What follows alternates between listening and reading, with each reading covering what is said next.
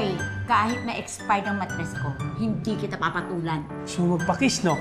Hindi naman po talaga ako pasusing babae. Nagtatrabaho lang po talaga ako para sa pamilya ko. Teresa, tuwarin mo na ako. Hindi ko na ulitin, no? Promise. Okay ka lang ba, my loves? Yes, I do. Yes, ay, do ka dyan. Di ba naman tayo ikakasal? Ano ka ba? Yun na yun. Nasagot mo na ako? Oo. Yung mga dating girlfriend ng kapatid ko, magagalang, masisipag, magaganda. Eh ikaw, ano ba pinagbabalaki mo? Eh korting sandok naman yung pagbumukha mo. Dani, si ate! Si ate nandulas! Ay, tinulak ako. Ha? Mag-iingat ka dyan sa asawa mo. Tinutulak yan. Oo, aning-aning. Hindi ko tinutulak yan. Tinitipos na naman ata yung ate mo. Tama na! Baka akala mo hindi nakakarating saan parating minawa yung ate ko. Nararamdaman ko ang pinagdadaanan mo sa asawa mo at sa partidos nila. Parang hindi ko na kaya, Nay. Nakita kita doon. Meron kang kasamang babae. Asawa yun nung kayo nung kumpare ko. Wala kaming gagawing masama noon. Ano ka ba kumpare ko yun? Walang masama. Nakita ko hinahalikan mo yung kumari mo. Walang masama. Wala yun. Si Teresa ang asawa ko. Cherry Pie kasama ko sa trabaho. Parang ang sweet naman ang pangalan niya, no? Sweet naman talaga ako eh. Mas kita mo pa sa asawa mo. Diba, Daniel? Siya yung bagong babae sa buhay ko. Pwede ba makiusap sa'yo? Iwan mo na si Cherry Pie. Eh, hindi ko siya kayang iwan. Huli na. Buntis siya. Bakit ka umiiyak? Tay, hindi na po ba alam ni tatay? Ititiwad na kita, Dani! At habang humihinga ako, hindi niyo ako mapipigilan. Sa ayaw at sa gusto niyo, ipaglalaban ko karapatan ng anak ko! Mahal, tumawag na tayo ng pulis. He! Mahirap na talaga ang buhay ngayon. Diskarte na ang labanan ngayon. Yung boyfriend ko, nagtatrabaho sa ride ka na. Baka pwede ka mag-apply doon. Pwede ba babae dyan? Oo naman. Kahit sino pwede. Kaya mag-aral ka na mag-drive. At saka pag-ipunan mo na yung magiging motor mo. Alam mo ba, maraming pamilya ang naisalba sa gutom dahil sa riding app na yan.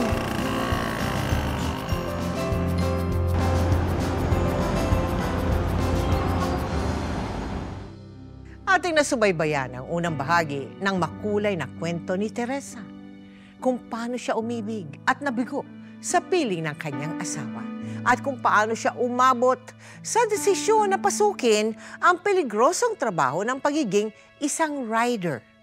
Ngayong gabi, mas kapanapanabik pa ang mga mangyayari kay Teresa sa loob ng kanyang tahanan bilang isang ina.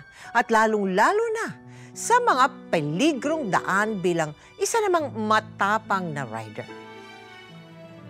Narito po ang pagpapatuloy ng aming 2 for 22, ang part 2 ng aming special Christmas episode at 22nd anniversary presentation na pinamagatang Adventures of Nanay Rider, The Maria Teresa Mayuga Story.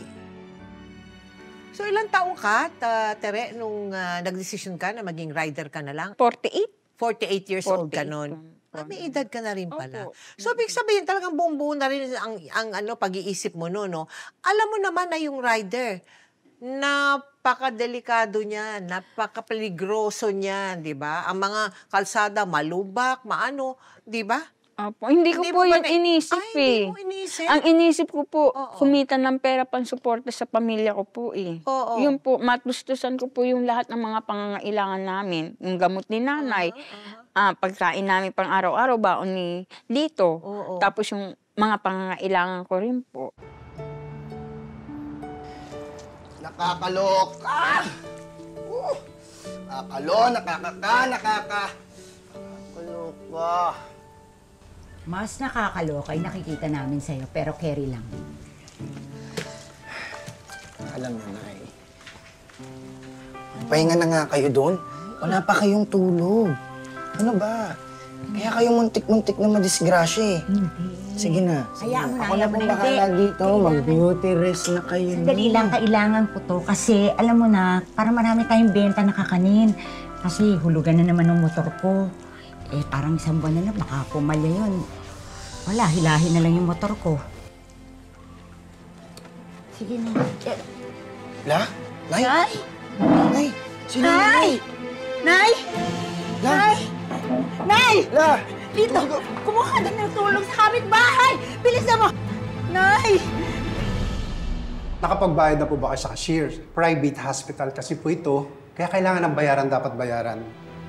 Edo, nakarating naman ako sa grade 2. Hindi niyo na kailangan sabihin sa akin na private hospital to. Kaya nga di ba, pipirma ako ng promissory note sa inyo. Pero bakit wala man lang umaasikaso sa amin? Nasaan yung mga nurse? Ba't kayo hindi niyo naasikaso yung nanay ko? Ano ba, Dok? Hindi lang naman po kasi nanay yun dapat namin asikasuhin. Marami lang po kaming pasyente ngayon. Eh, sino nga asikaso sa amin? Sino asikasuhin niyo yung mga mayayaman? Yung kaya kayong bayaran kahit anong silin niyo? Grabe naman kayo, Dok! Pasensya na po, pasensya na po. Pasensya, grabe naman kayo, Dok! Mahirap na nga kami, lalo niyo pa kami pinahihirapan! Teresa, gusto ko na umuwi. Samahan niyo na ako, mamamatay ako rito. Mamaya kasi kasuhin tayo dyan, Nay. Dito ka lang. Dito ka lang. Hindi niyo pa nga po kayang umuwi, La. Makinig naman po kayo sa amin. Hindi niyo pa po kaya. Baka makasama pa po sa inyo. Relax lang po Ako kayo dyan. ang pakinggan ninyo. Please na, makinig. Mamumulubi tayo dito! Mamumulubi tayo dito! Yung mga paninda ko, gusto kong balikan, gusto kong paninda, gusto ko na matinda na! Dito ka muna, Nay. Umupo ka muna dyan. Please, amin, please. Yung mga yan, eksperimentuhan ako ng mga yan eh. Kung ano-anong pabibili nila sa akin, sa ating lahat. Yung presyo dito, dahil pa mga hotel.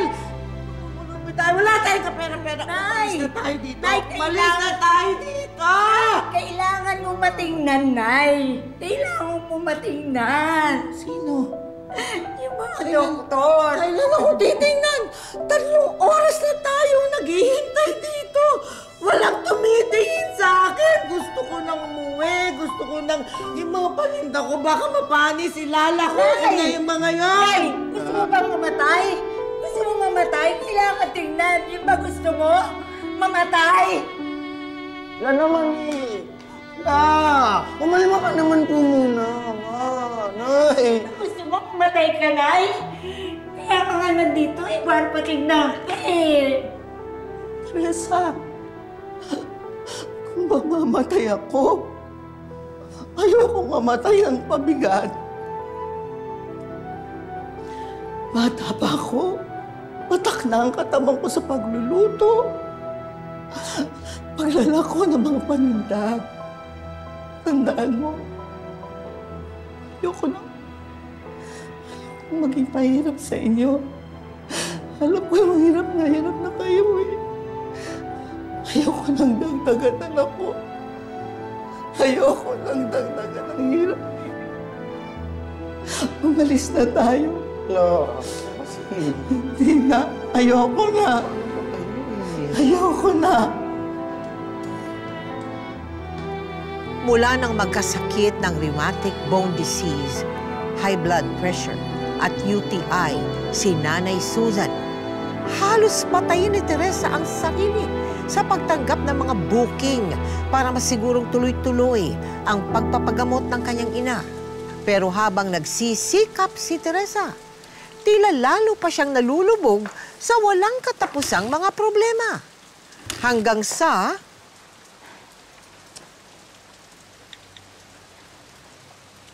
Hello?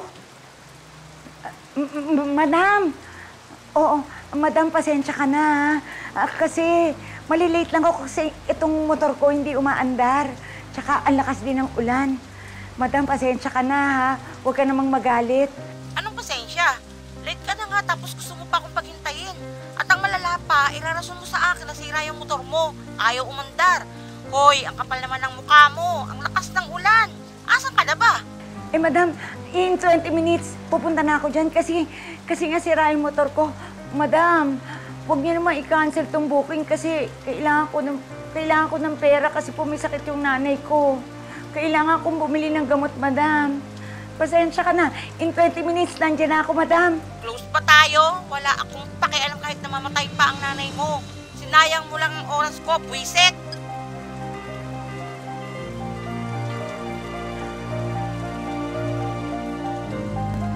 ano po, nagkaroon po si nanay ng rheumatic bone, Alzheimer. So yun ang sinusustentuhan mo talaga? Yun na po. Ay, yung anak mo ba, ano pa? Sinusuportahan mo pa o pwede nang... Si Lito po, pinahinto ko po muna siya sa trabaho kasi nga po siya po nag-aalaga kay nanay. Okay. Kasi nahihirapan po ako, Tita Mel, na nag-aalaga po ako kay nanay, nagda-drive po ako. Hinahati ko po yung oras ko, magtitinda ko. Umaga, aalagaan ko si nanay. Gabi, hapon, alas 5 ng hapon, alas 10 o alas 12 ng gabi, bumabiyahe ako. Nay, magpalakas ka ha, para sa darating na Pasko, marami tayong ibibenta at ilulutong kakanin, ha? Wala, hindi po namin kakayanin ni nanay nang kami lang po ang gagawa. No?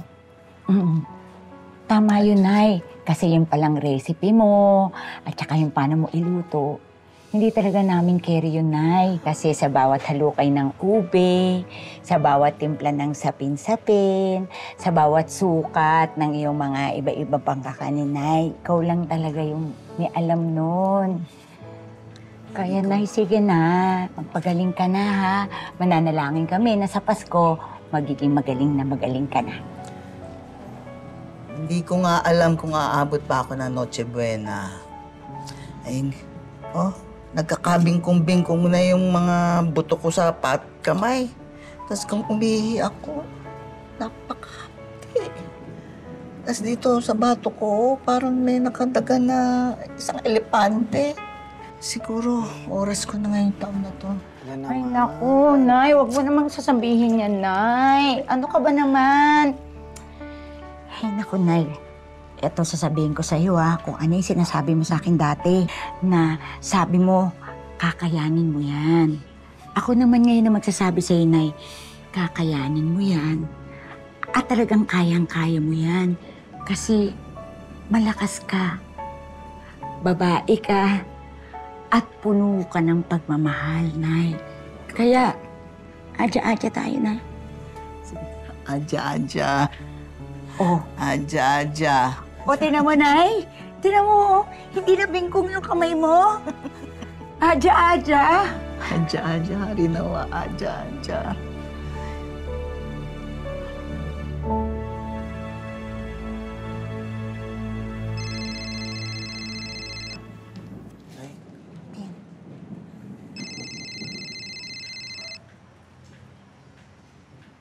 Hello? Masaganang araw.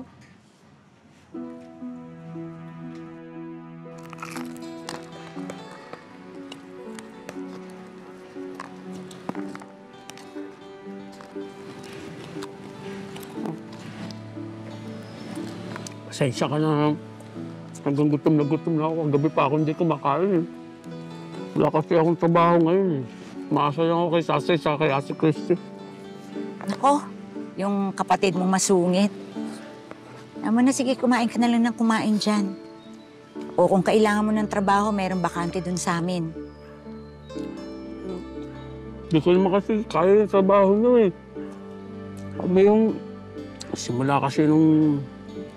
iniwan ako ni Cherry Pie. Para bang... nanghina ako yung pagkalalaki ko, parang... nabawasan eh. Mahirap pala yun, yung liwa ka ng asawa mo, habang nakakapangdiit, parang nawala na ako ng kumpiyansa sa sarili. Eh, hindi naman si Cherry pa yung asawa mo eh. Ako. At saka kami yung iniwan mo.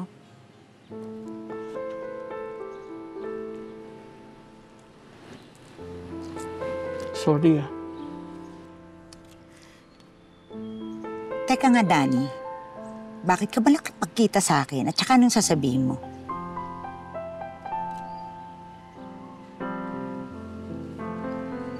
Pasensya ka na ha. Anak kasi ako ibang malapitan eh. Dahil ko nang hininga ng tulong so wala eh. Kaya, naglakas loob na ako para humingi ng tulong sa'yo. Tulungan mo kung may sakit ang anak ko.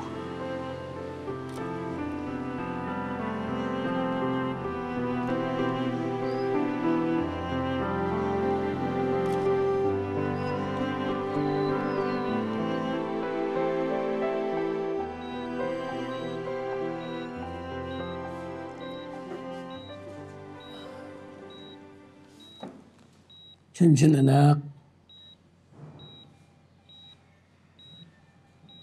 Tita Teresa mo. Hi, Junjun. Si Junjun ang anak namin ni Cherry Pie. Meron siyang stage 2 bone cancer. Hello po, tita. Hello. Papa, tita, kasama niyo na po ba si mama ko?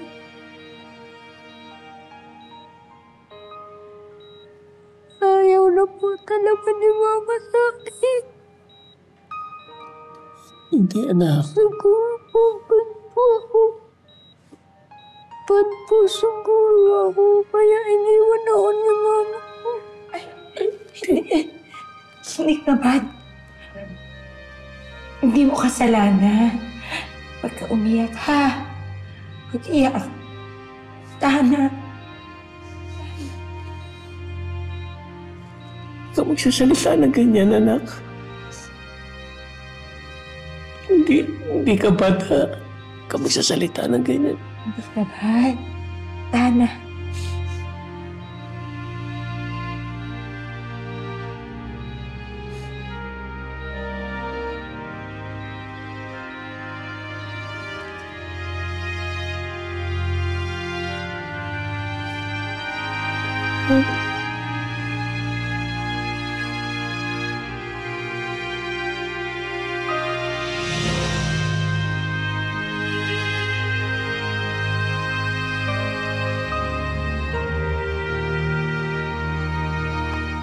Bali po si Danny naman po, kapag nakikita ko po yun, inaabutan ko na lang po siya ng pera. Ano?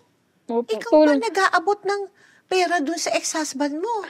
Tulong ko lang po yun sa kanya, tsaka yun sa anak niya. Yun lang po. Pero wala nang asawa ngayon. Wala na po siya. Si Danny wala nang asawa. Wala na Yung po. kabit wala na. Wala na rin po. Pero ang ano po ng Tita Mel, ang ano ko po nun, kaibigan na lang po. Wala na po yung love na bilang mag-asawa. Kaibigan na lang po talaga. Ayoko na po mag-asawa kasi po naranasan ko po yung hirap ng buhay na may asawa. Naging miserable po ang buhay ko. Ayoko na po ulit maranas yun. Masarap po yung single. Ay, nako. Nay. Ayun na. Sandali, mamaya na kasi meron pa akong kinokontak dito. Kumain na ba kayo ng lola mo? Opo, Nay. Nagpapahinga na po si Lola.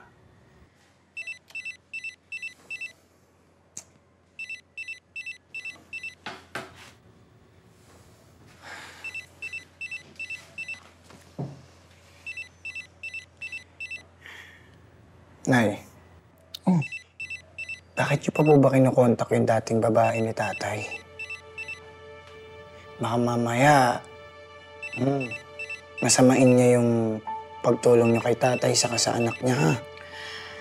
Bahala siya kung magbakulaw siya, pero ako, hindi ko pwedeng pabayaan si Junjun kasi wala namang kasalanan yung bata. Kawawa naman.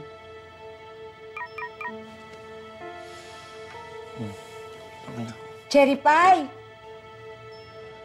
Kulit mo rin, Teresa.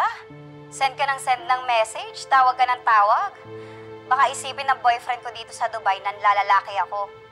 Si Danny bang nagsulsul sa'yo para kontakin ako? Hindi labas si Danny dito.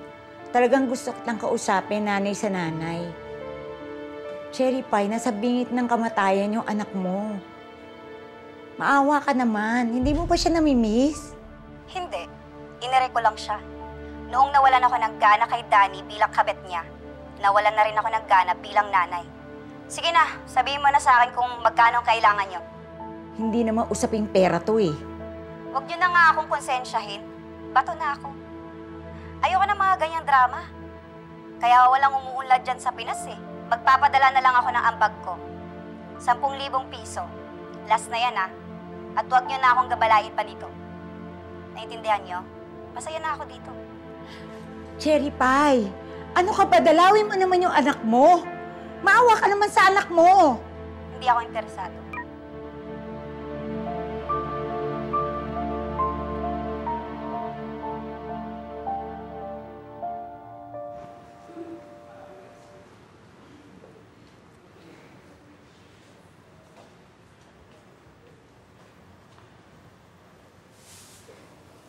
point na mga pinaggagawa mo, Teresa. Pinapalabas mo ba na ikaw ang perpektong babae para sa kapatid ko at hindi si Cherry Pie? Ate Christy, ayan ka na naman eh. Tinitipos ka na naman eh. Hindi ako nakikipaglokohan sa'yo. Tapatin mo nga ako. May gusto ka pa ba kay Danny? Kaya kunwari nagmamalasakit ka kay Junjun? Pero ang totoo, may masamang balak ka. Ate, wala akong masamang balak. At higit sa lahat, hindi na ako makikipagbalintang kay Danny. Nandito ako para kay Junjun. Pero hindi mo siya kamag-anak. Hindi mo siya kadugo, kaya wala kang... Hindi naman kailangan kadugo eh, para magmalasakit. Alam mo, Ate Christy, kung patuloy mo akong iinsultuhin, patuloy kitang papatawarin. Maniwala ka man sa hindi ako galit sa'yo. Alam mo kung bakit? Kasi kamag-anak pa rin ang turing ko sa'yo.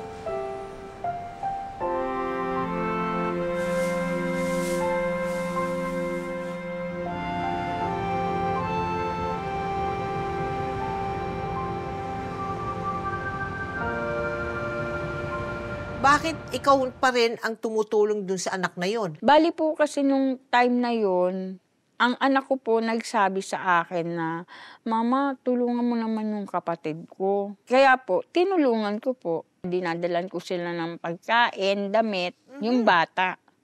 Yun po. O ayan, ginawa ko ng juice, yung apple mo, para hindi ka na mahirapang lumunok. O sige na. Kasi malapit na yung Pasko. Dapat magaling ka na sa Pasko. Ano ba ang wish mo kay Santa Claus? Sana po, huwag po ako mapatulan ng paa. Ah, sino nagsabi? Si Doc po. Pero promise po, tita, naiinom po ako palagi nun. Napapahalita ako po sa inyo na pinagbigyan po ni Santa Claus yung wish ko. Kasi good boy po. Oo, alam mo, good boy ka talaga. Huwag mong iisipin na kaya hindi ka dinadalaw ng mama mo. Kasi bad boy ka. Good boy ka talaga, ha? Parati mong iisipin, good boy ka. Kung good boy po ako, bakit po ako hindi love ni mama ko?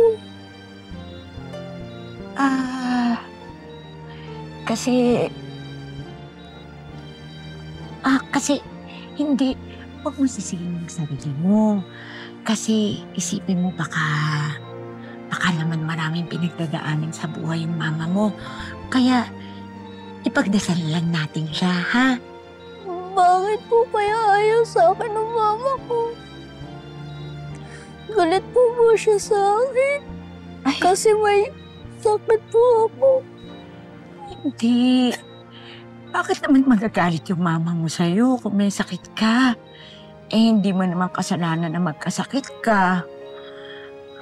Siguro kasi wala naman din kasing perpektong pamilya. Walang perpektong nanay at saka tatay. Ako nga, hindi naman ako perpektong nanay. Meron din ako mga pagkukulang sa anak ko. Kaya diba sabi ko sa'yo, ipag-pray na lang natin yung mama mo. Malay mo, balang araw, dalawin ka niya rito, hindi ba? Hindi po siguro pupunta si mama. Ay, hindi. Huwag kang magtampo sa mama mo. Ha? Okay po, tita. Hindi na po. Kahit wala po si mama, nandito naman po kayo. Siyempre, dito ako. Tita, meron pa po isa pang wish kay Santa Claus. Ano yan? Sana, kayo na lang po, mama.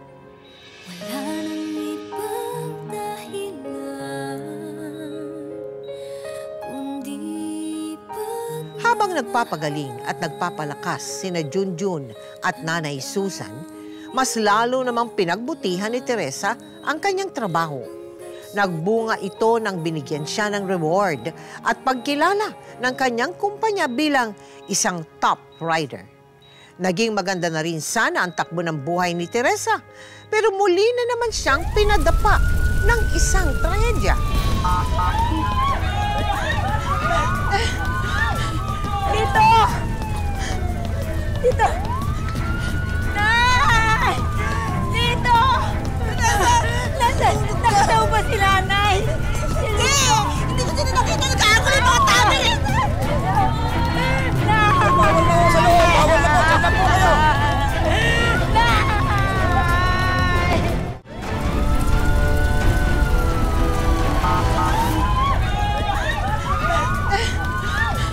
Dito! Dito! Nay! Dito! Nasaan ba si nanay? Hindi! Hindi ko sila nakita. Nag-aagol yung mga tao eh! Bawal na sa loob! Bawal na po! Sasap po kayo! Nay! Nay! Nay!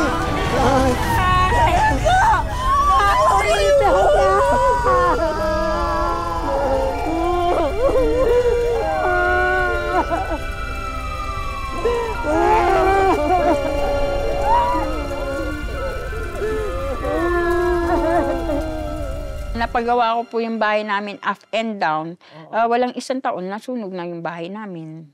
Talagang wala kang naisalba? Wala pong naisalba. Tapos may sakit pa po si nanay. Bali po, meron pong isang taong tumulong sa amin mag-asawa na pinatira kami sa bahay nila na wala akong binayaran na kahit singko, tubig, kuryente.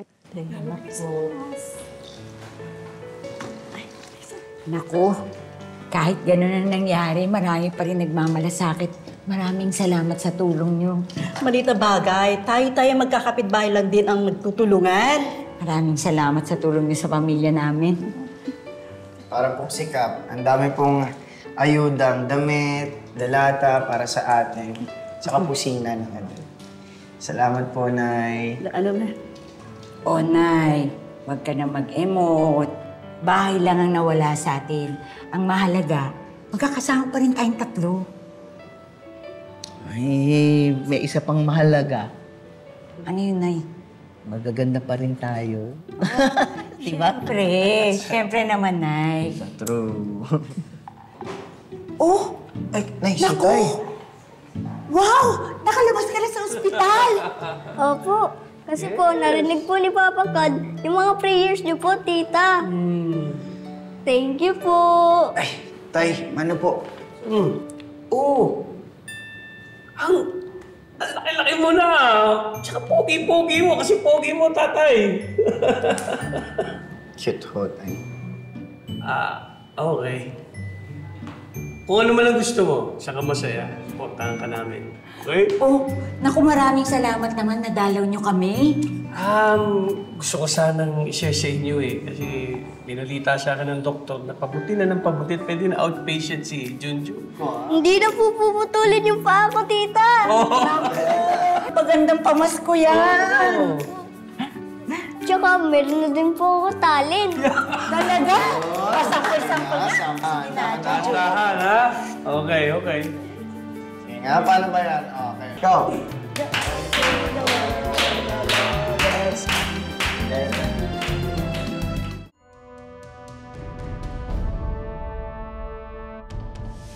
Okay ka lang ba, my loves? Yes, I do. Nasagot mo na ako. Oo. Nakita kita doon, meron kang kasamang babae! Cherry Pie, kasama ko sa trabaho. Siya yung bagong babae sa buhay ko. Pwede po makiusap sa'yo. Iwan mo na si Cherry Pie. Hindi ko siya kayang iwan. Buntis siya. Bakit ka ba nakipagkita sa akin? At saka anong sasabihin mo? Wala kasi ako ibang malapitan eh. Tulungan po kung may sakit ang anak ko. Meron siyang stage 2 bone cancer. Hello po, tita. Nay! Nay! Nay!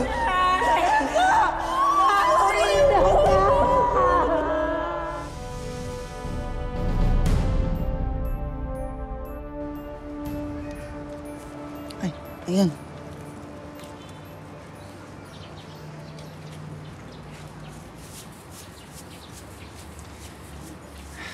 ka naman nakangiti dyan, Nay? Kasi may iniisip lang ako. Ang dami-dami nating pinagdaanan sa buhay. Pero hindi natin sinukuan ng isa't isa. Kaya dapat talagang napakarami nating ipagpapasalamat sa Diyos. Kasi kahit marami tayong pagsubok, sa hirap at ginhawa, magkakasama pa rin tayong tatlo. Sa naman yan, Nay. Paskong-Pasko, nag-e-emote ka dito. Nahawa tuloy kami ni Lola sa'yo. Basta, uwi ka agad, ha? Ay, Nay. Sabay-sabay tayo mag-Noche Buena, ha? Nay, anak ha. Si Nanay, huwag mong papagurin. Go! Carry bells na to. Sitting pretty lang ang lola mo. Ako nang bahalang mo. Magaling na ako. Huwag kang mag-aalala. Basta, uwi agad, ha? Oo, Nay. Bago mag-Noche Buena, ha? Oo, Nay. Hahatawin ko to. Kasi sayang din yung mga booking. Alam nyo na, the more booking, the Christmas, the merrier. Wow, booking. Oo, sige. Ingat. Oo. Ano-ano sinasabi mo, ha?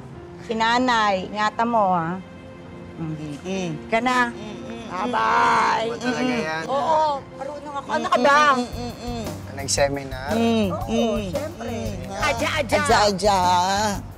Adya-adya. Ingat ka, anak. Ingat ka. Ba yan? Hindi ko makita. Ako na kaya na. Ako na. Ito. Ayun, may bibili. Sure ka na yan. Ingat na. Ingat. Adya-adya na eh.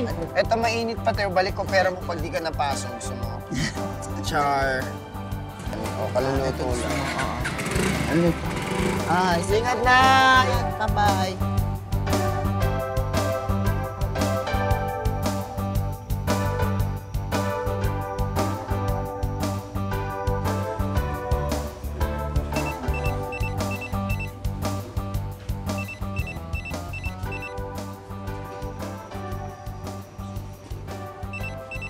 Oh, wala pa? Ha? Off talaga yung cellphone ni Nanay. Magpa 5 minutes na bago Noche Buena eh. Baka napano na yung nanay mo. Naman sana. Wala talaga. Nakontak niyo na po si Teresa? Hindi pa, bakit? Napanood niyo ba yung news? May malaking aksidente daw po sa EDSA at maraming rider ang nakaladkad ng bus. Oh, Diyos ko po. Dapat siguro hindi na umalis yung nanay mo. Ay, alika at tulungan mo ako. Punta na. Matulog tayo. Kapitan, bilis na. Diyos ko po. May malaking aksidente daw po sa EDSA at maraming rider ang nakaladkad ng bus. Oh, Diyos ko po. Dapat siguro hindi na umalis yung nanay mo. Ay, alika at tulungan mo ako. Punta na. Matulog tayo. Kapitan, bilis na. Ako, Diyos ko po. Sino na?